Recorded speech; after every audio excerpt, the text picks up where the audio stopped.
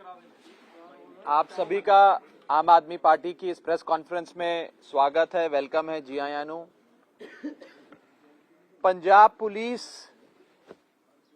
को जलील करने में, उन्हें डीमोरलाइज करने में चन्नी सरकार और खास करके कांग्रेस पार्टी के प्रधान नवजोत सिंह सिद्धू कोई कसर नहीं छोड़ रहे हैं। सिद्धू साहब इतने बौखला गए हैं कि अब इस बौखलाहट के चलते वो पंजाब की पुलिस को अपमानित कर रहे हैं और उन्हें डीमोरलाइज कर रहे हैं। आजकल रोजाना नवजोत सिंह सिद्धू साहब स्टेजों पे खड़े होकर ये कहते हैं कि पंजाब पुलिस के थानेदार का, पंजाब पुलिस के अफसरों की पैंट गीली हो जाती है।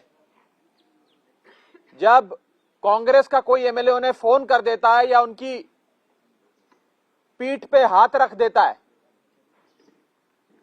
आज पंजाब पुलिस के थानेदारों को, पुलिस ऑफिसर्स को नवजोत सिंह सिद्धू और कांग्रेस पार्टी अपना एक ऑर्नामेंटल इंस्ट्रूमेंट समझती है और स्टेजों पे ठोको-ताली से पहले नवजोत सिंह सिद्धू ये बोलते पाए जाते हैं कि पंजाब पुलिस के अफसरों की पैंट गीली हो जाती है।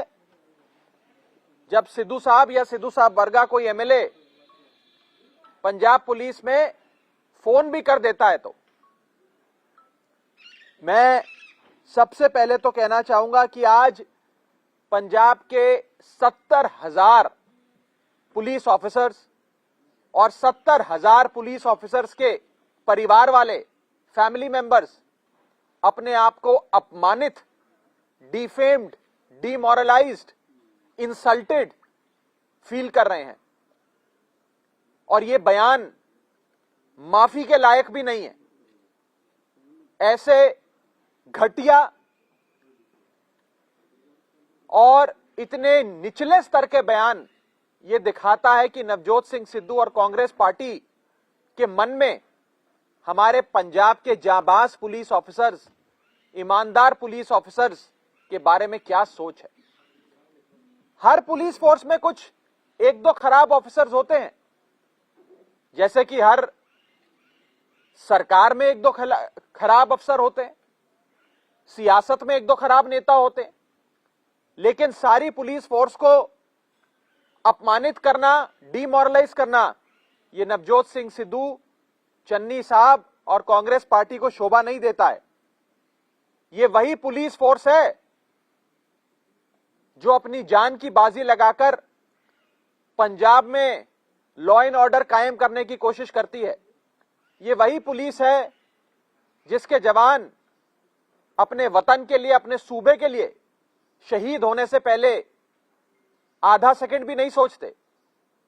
और ये वही पुलिस ऑफिसर्स हैं सिद्धू साहब जो बिना रोटी खाए 24-24 घंटे आप लोगों की सुरक्षा में, आप लोगों की सिक्योरिटी में तैनात रहते हैं ताकि आप लोग चैन की नींद सो सको। मुझे तो यह सोचकर भी दुख होता है कि नवजोत सिंह सिद्धू साहब का यह बयान उस समय आया जब खुद उनकी सिक्योरिटी के 100 से ज्यादा पुलिस जवान वहां मौजूद थे। जरा सोचिए उन जवानों के परिवार वाले क्या सोचते होंगे कि नवजोत सिंह सिद्धू की रक्षा हमारे पिताजी करते हैं, ऐसे नेता की रक्षा हमारा भाई करता है, ऐसे नेता की रक्षा हमारा चाचा या ताया करता है। ये जो पुलिस अफसर हैं, इनमें से कोई हमारा बेटा है, कोई भाई है, कोई चाचा है, कोई ताया है। ये हमारे परिवार के लोग हैं, ये कोई बाहर से नहीं आए हैं। और इनका मजाक उड़ाना, ये कहना कि उनकी पैंट गीली हो जाती है जब कोई कांग्रेस का एमएलए फोन करता है।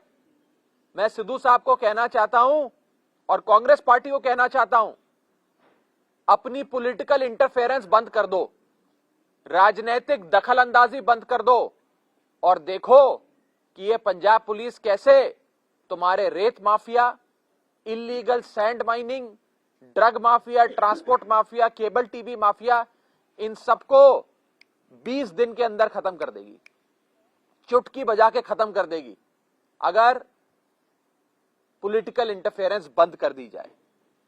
आज पुलिस का जो पॉलिटिकल इस्तेमाल कांग्रेस पार्टी करती है, इतना पॉलिटिकल इस्तेमाल तो पुरानी सरकारें भी नहीं करती थी। थाने में पर्चा लिखवाना, एमएलए बताता है कि इस बंदे के खिलाफ पर्चा लिखो, इसके खिलाफ चाहे इसने कितना बड़ा अपराध क्यों ना किया हो, इसके खिलाफ पर्चा नहीं होगा। आज लोगों को थाने से छुड़वाने के लिए एमएलए फोन करते हैं, अपने लोग भेजते हैं थाने में, और पुलिस वालों पर हर प्रकार का राजनीतिक दबाव बनाकर उनका एक्सप्लॉयटेशन, उनका उत्पीड़न कांग्रेस पार्टी की सरकार करती है। मैं साफ तौर पे ये कहना चाहूंगा कि हमारे पुलिसकर्मी, पुलिस जवान एक दिन में 12 घंटे नहीं, 14 घंटे नहीं, 24-24 घंटे काम करते हैं। हफ्ते में एक दिन की छुट्टी भी उन्हें नहीं मिलती। अपनी यूनिफॉर्म भी खुद सिलवाते हैं। महीने का सिर्फ और सिर्फ 100 रुपए का खाने का अलाउंस उन लोगों को मिलता है कि भाई रोटी खा लेना बाहर से। घर की रोटी भी उन्हें नसीब नहीं होती, और कांग्रेस की सरकार सिर्फ 100 रुपए महीना खाने के लिए पुलिस कर्मियों को देती है, यानी कि एक दिन का 3 रुपए।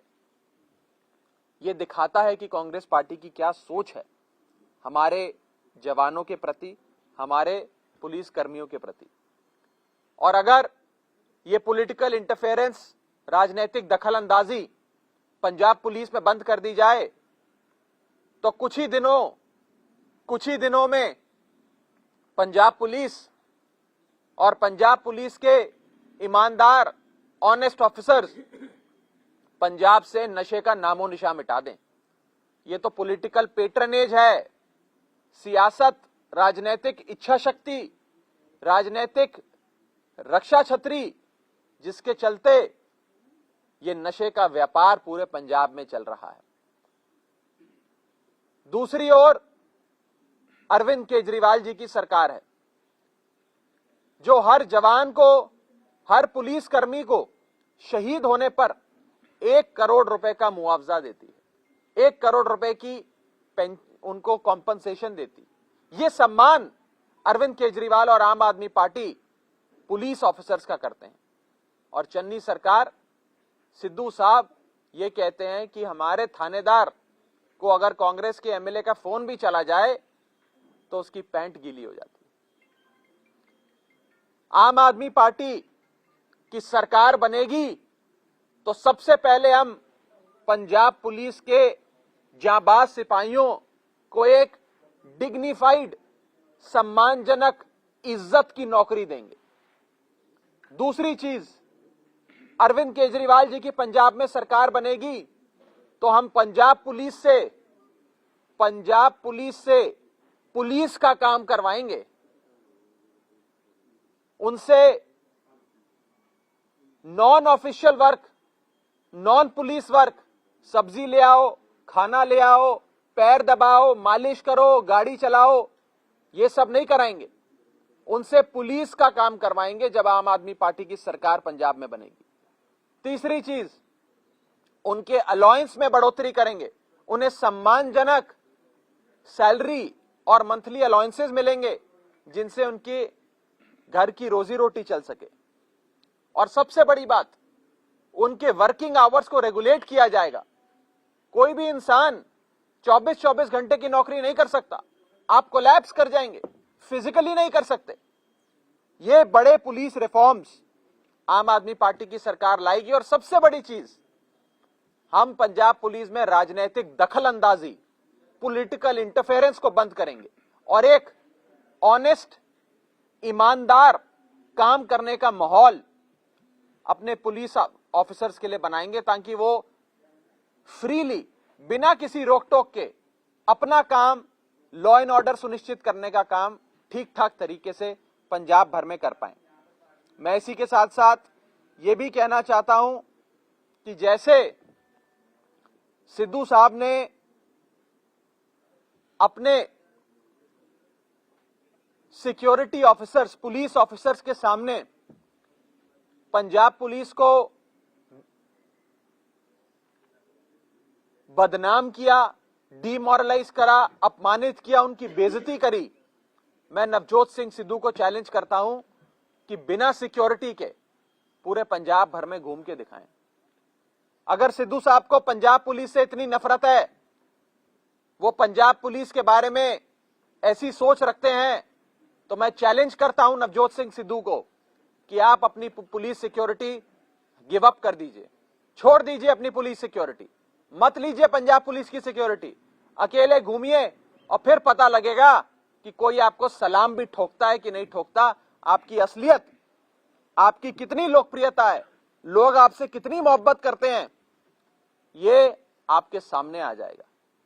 मैं अंत में बस इतना ही कहना चाहूंगा कि पंजाब पुलिस को जो अपमानित करने की कोशिशें कांग्रेस पार्टी ने करी हैं, ये अब माफी के लायक भी नहीं है। हम इसका खंडन करते हैं और हम ये विश्वास दिलाते हैं पंजाब के पुलिस ऑफिसर्स को कि जब हमारी सरकार बनेगी, हम पंजाब के पुलिस ऑफिसर्स का सम्मान, उनकी इज्जत वापस लाएंगे। हम उन्हें एक सम्मानजनक एटमॉस्फेयर में काम करने का एक मौका देंगे, उन्हें सही अलाउंसेस देंगे, राजनीतिक दखलंदाजी बंद करेंगे और उनके वर्किंग आवर्स को भी रेगुलेट करेंगे, ताकि एक सम्मानजनक जीवन हमारे पुलिस ऑफिसर जी सकें, जो आज महीनों अपने घरों से दूर रहते हैं, महीनों महीनों अपने बीवी बच्चों की शक्ल, अपने माता पिता की शक्ल नहीं देख पाते, बाहर की रोटी खाते हैं और सिद्धू जैसे नेताओं की गाली भी खानी पड़ रही है। हम वो भी बंद करेंगे, ये मैं पंजाब के पुलिस ऑफिसर्स को कहना चाहता हूं। दूसरा, आज का प्रेस कॉन्फ्रेंस का एक छोटा सा विषय यह है कि पंजाब में कांग्रेस पार्टी पूरी तरीके से बिखरती नजर आ रही है। कांग्रेस के एमएलए कांग्रेस को छोड़ते नजर आ रहे हैं। बड़े बड़े मंत्री, बड़े बड़े चेयरमैन, बड़े बड़े एमएलए जिन्होंने 40-40, 50-50 साल अपने जीवन के, अपने परिवार की और अपने कांग्रेस पार्टी को दे दिए, वो आज कांग्रेस से अपना रिश्ता तोड़ रहे हैं। यह इसलिए हो रहा है क्योंकि कांग्रेस पार्टी पूरे पंजाब में अब बिखर चुकी है। कांग्रेस का अब कोई भविष्य नहीं रहा, ना कांग्रेस पार्टी का पंजाब में कोई भविष्य है और ना ही कांग्रेस पार्टी पंजाब को कोई भविष्य दे सकती है। पंजाब में कांग्रेस पार्टी आपस में लड़ लड़ के खत्म होने की कगार पे है। चन्नी साहब सिद्धू साहब से लड़ते हैं, सिद्धू साहब बाजवा साहब से लड़ते हैं, बाजवा साहब झाकड़ साहब से लड़ते हैं, झाकड़ साहब चन्नी साहब से लड़ते हैं, चन्नी साहब फलाने से लड़ते हैं। आपस में बस इनकी सिर्फ लड़ाई आपस में चल रही है और इस अंदरूनी लड़ाई के चलते कांग्रेस पार्टी बीच में से टूट गई है और बिखर गई है। अब कांग्रेस पार्टी को वोट देना मतलब अपना वोट बर्बाद करने जैसा है। इसलिए मैं पंजाब की आवाम से, पंजाब के वोटर से हाथ जोड़कर ये विनती करता हूं कि आप कांग्रेस को वोट देकर अपना वोट बर्बाद मत कीजिएगा, क्योंकि कांग्रेस पार्टी पूरी तरीके से अब पंजाब में खत्म हो चुकी है। ना उनका कोई भविष्य बचा है, ना ही कांग्रेस अब पंजाब को कोई भविष्य दे सकती। आपके कोई सवाल हो तो आप पूछिए।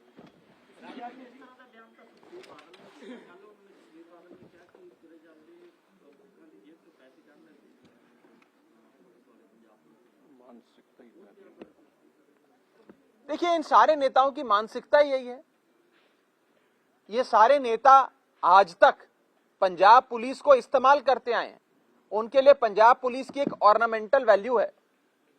70-70, 80-80 गनमैन लेके ये लोग चलते हैं और उसी गनमैन को गाली देते हैं, कहते हैं ये लोग जेब काटते हैं, कहते हैं ये लोग, हम फोन कर दे तो इनकी पैंट गीली हो जाती। ये farmer ministers, farmer deputy chief ministers जैसे बड़े बड़े ओहदों पे रहे आगुओं का, नेताओं का बयान है। ये क्या दिखाता है? इनकी मानसिकता ही है। ये राजाशाही की जो मानसिकता है, इसे आम आदमी ही खत्म कर सकता है, अरविंद केजरीवाल जी की सरकार ही खत्म कर सकती है।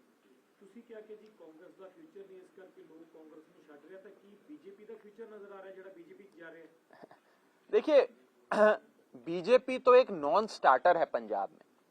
मैं आज ये भविष्यवाणी करता हूं कि बीजेपी कैप्टन और ढींढसा अलायंस 117 सीटों में से एक भी सीट पर अपनी जीत नहीं दर्ज कर पाएगा। ये मैं अनाउंसमेंट करता हूं। आप जिस दिन नतीजा आएगा उस दिन मेरे से बात कर लीजिएगा कि बीजेपी को एक भी सीट पंजाब में इस बार नहीं मिलेगी। पंजाब में बीजेपी अलायंस के लोगों को लोग अपने शहरों में, अपनी गलियों में, अपने पिंडों में विचरने भी नहीं देंगे। ये असलियत है, ये वास्तविकता है पंजाब की सियासत की, पंजाब के मूड की। ਗੱਲ ਆਮ ਆਦਮੀ ਪਾਰਟੀ ਦੀ ਕਰ ਲਈਏ ਚਾਹੇ ਚੰਡੀਗੜ੍ਹ ਦੀ ਕਰ ਲਈਏ, ਦੋਨਾਂ 'ਚ ਇੱਕ ਚੀਜ਼ ਕੰਪੈਰੀਜ਼ਨ ਹੁੰਦਾ ਹੈ ਕਿ ਤੁਸੀਂ ਵੀ ਇਹੀ ਬਿਆਨ ਦਿੰਦੇ ਹੋ, ਕਾਂਗਰਸ ਵੀ ਇਹੀ ਬਿਆਨ ਦਿੰਦੀ ਹੈ ਕਿ ਜਿਹੜਾ ਛੱਡ ਗਿਆ ਅਸੀਂ ਸੀਟ ਨਹੀਂ ਦੇ ਰਹੇ ਸੀ ਇਸ ਕਰਕੇ ਛੱਡ ਰਹੇ ਹਾਂ। ਇਹੀ ਬਿਆਨ ਤੁਹਾਡੇ ਜਦੋਂ ਤੁਹਾਡੇ ਐਮਐਲਏ ਨੇ ਛੱਡੇ, ਇਹੀ ਬਿਆਨ ਉਹਨਾਂ ਦੇ ਜਦੋਂ ਉਹਨਾਂ ਨੇ ਛੱਡਿਆ। भाई हमारा तो बड़ा साफ कहना है कि कांग्रेस पार्टी का तो कोई भविष्य बचा नहीं है। कांग्रेस ऑपोजिशन की पार्टी नहीं है, कांग्रेस रूलिंग पार्टी है। कांग्रेस ने कितने चेयरमैन बनाए, एक एक करके चेयरमैन चले गए। कांग्रेस ने कितने एमएलए बनाए, एक एक करके सारे एमएलए जा रहे हैं। हफ्ता रुको इनके कई मंत्री चले जाएंगे। सारी बातें छोड़ो, कांग्रेस का तो मुख्यमंत्री भाग गया, कांग्रेस पार्टी का तो मुख्यमंत्री भाग के अपनी अलग पार्टी उसने बना ली। तो कांग्रेस का कुछ अब फ्यूचर बचा नहीं है और कांग्रेस को वोट देना अपना वोट खराब करने जैसा है, क्योंकि कांग्रेस सरकार में तो आएगी नहीं, इलेक्शन तो जीत नहीं रही।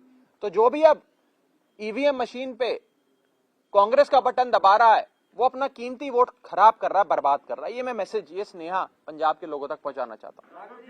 चंडीगढ़ नगर निगम के जो परिणाम आए हैं, आप किस तरह समझते हैं वो पंजाब में रिफ्लेक्ट करेंगे? और दूसरा सवाल मेरा ये है, क्योंकि आपकी ज्यादातर टिकट की अलॉटमेंट हो चुकी है, क्या जो किसानों ने संगठन बनाया है, जो चुनाव लड़ रहा है मोर्चा होगा, क्या उनके साथ गठबंधन होगा? नहीं, अभी उनसे कोई बातचीत नहीं हो रही है, अगर होगी तो आपको बताएंगे। और जहां तक चंडीगढ़ की बात है, मैं आपको बताना चाहूंगा कि चंडीगढ़ का जो मूड है वही मूड पंजाब का है, यानी कि बदलाव का मूड।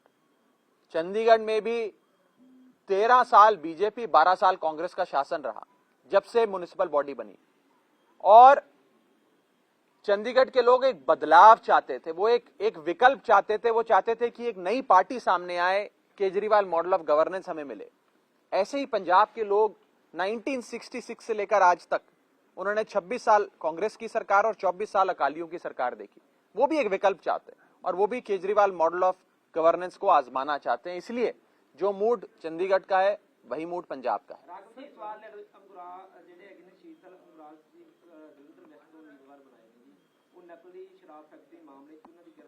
उनके आप सारे कोर्ट डॉक्यूमेंट स्टडी कर लीजिए, उनको सारे मैटर्स में स्टे मिला हुआ है और कोर्ट ऑब्जर्वेशंस है, उनके हक की। जिस तरह बढ़ रहा है कोरोना के केस लगातार बढ़ रहे हैं, दूसरे पासे राजनीतिक रैलियां बहुत हो रही ने और कोई भी कोविड प्रोटोकॉल है जो वो फॉलो नहीं किया जा रहा रैलियां में। नहीं, देखिए ये एक चिंता का विषय है और तमाम सरकारों को सियासत से पड़े उठ के, क्योंकि मैं भी इसमें कोई पॉलिटिकल बयान नहीं दूंगा, ये पॉलिटिक्स से कहीं ऊपर बात है। सियासत से ऊपर उठ के हम सबको ये कोशिश करनी चाहिए कि सारे कोविड प्रोटोकॉल्स का पालन हो और जो state government, respective state government या इस यूनियन गवर्नमेंट जो फैसले लेकर जो नोटिफिकेशन जारी कर रही है, उसका सारे पॉलिटिशियंस को अक्रॉस पार्टी लाइंस उसे फॉलो करना चाहिए। और इसमें जितनी कम सियासत हो उतना अच्छा है, ताकि हम लोग सब मिलके जो सेकेंड वेव में हमने मौत का तांडव इस देश में देखा वो फिर देखने को ना मिले और हम सब अपने आप को, अपने परिवार वालों को, अपने हलके में जो लोग रहते हैं, अपने सूबे में जो लोग रहते हैं, अपने देश में जो लोग रहते हैं, उनको सुरक्षित कर सकें। Sir, post the 15 January notification which says that those people who are not vaccinated will not be allowed. How is this going to be enforced? You've seen it in Delhi where yellow alert has been sounded. How do you see this, and what's the onus and responsibility of a politician? Look, first of all, the onus on the politicians and leaders is to first lead by example, and it is incumbent upon them to follow all COVID protocols and comply with all the instructions and notifications that have been issued by respective state governments and the union government. As far as your larger question regarding enforcement of these guidelines is concerned, it is the responsibility of the state administration to ensure that these guidelines are implemented. For example, in Delhi, the implementation is not singularly with the government of Delhi. It is with the district administration as well as with the Delhi police. However, in Punjab, it is fairly and squarely with the Punjab administration, that is the Punjab government, because the Punjab police also falls under their ambit. So it is incumbent upon the state enforcement agencies to ensure that all COVID norms are complied with. And of course, you know, all this is very well, but mass implementation of this will certainly happen when the people collectively come forward and you know, comply with all these norms. If there is mass violation, it becomes, I'm saying, if there is mass violation, it becomes literally impossible even for state enforcement agencies to ensure adequate compliance of their notifications. Punjab में टेस्टों की जो गिनती है वो 3 गुना कम कर दी गई है, जो बढ़ानी चाहिए थी कम कर दी गई है। एक कारण ये भी बताया जा रहा है कि टेस्ट कम उतनी रिपोर्ट कम आएंगी, तो इसी वजह से कहीं रैलियों पे रोकना लग जाए, कोई बड़ा एक्शन हो जाए, ऐसा किया जा रहा है। देखिए, इस पे तो कांग्रेस पार्टी की सरकार और उनके हेल्थ मिनिस्टर से आप जवाब लें, लेकिन कांग्रेस पार्टी की पंजाब सरकार में ये मुद्दा नया नहीं है। जब बलबीर सिद्धू साहब हेल्थ मिनिस्टर होते थे तब उन पे आरोप लगते थे कि वो अंडर रिपोर्टिंग कर रहे हैं, नंबर्स की कम जांच हो रही है, कम आंकड़े दिए जा रहे हैं, और ये दिखाना चाहते हैं कि पंजाब में सब ठीक है। पंजाब में एक दिन में एक पिंड में 15-15, 20-20 जगह भोग होते थे, इतनी बुरी हालत थी एक दिन में, और रोजाना होते थे।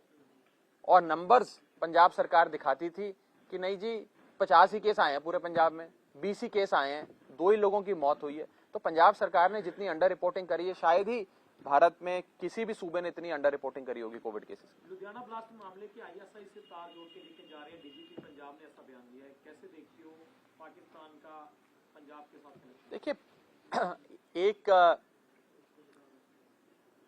मजबूत और एक स्थिर सरकार ही आतंकवाद से भी और ये एंटी सोशल एलिमेंट्स जो पंजाब में माहौल बिगाड़ने की कोशिश कर रहे हैं उनसे लड़ सकती है। पंजाब को जरूरत है एक मजबूत और स्थिर सरकार की। अभी जो सरकार है ये मजबूत और स्थिर नहीं है। चन्नी सरकार आतंकवादियों से या एंटी सोशल एलिमेंट से क्या लड़ेगी, वो तो आपस में लड़ रही है। कभी चन्नी सिद्धू से लड़ते हैं, सिद्धू झाकड़ से लड़ते हैं, झाकड़ बाजवा से लड़ते हैं, सब आपस में लड़ रहे हैं। ये आतंकवाद से कैसे लड़ेंगे, ये एंटी सोशल एलिमेंट से कैसे लड़ेंगे? एक स्ट्रांग सरकार ही लड़ सकती है, और वो स्थिर और मजबूत सरकार, तगड़ी सरकार आने वाले समय में आम आदमी पार्टी देगी। राघव जी, पाकिस्तान में भी धार्मिक ग्रंथों की बेअदबी हुई है और नवजोत सिद्धू अभी खामोश है, उनका कोई बयान? देखिए, नवजोत सिद्धू बड़ी कन्वीनियंट, बेसिकली क्या है कि वो एक सिलेक्टिव एमनीजिया के शिकार हैं। Navjot Singh Sidhu is suffering from selective amnesia. वो कुछ चीजें बड़ी कन्वीनियंटली भूल जाते हैं, कुछ चीजों ने याद आ जाती है।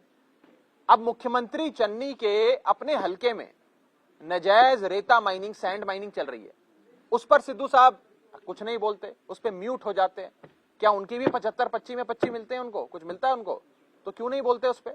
और वैसे दिन रात रेता माइनिंग अपनी छत पे खड़े होकर चिल्लाते हैं। तो एक वो सिलेक्टिव अमनीजिया के शिकार हैं। मैं उनको शुभकामनाएं देता हूं, जल्द से जल्द ठीक हो, उनको गेट वेल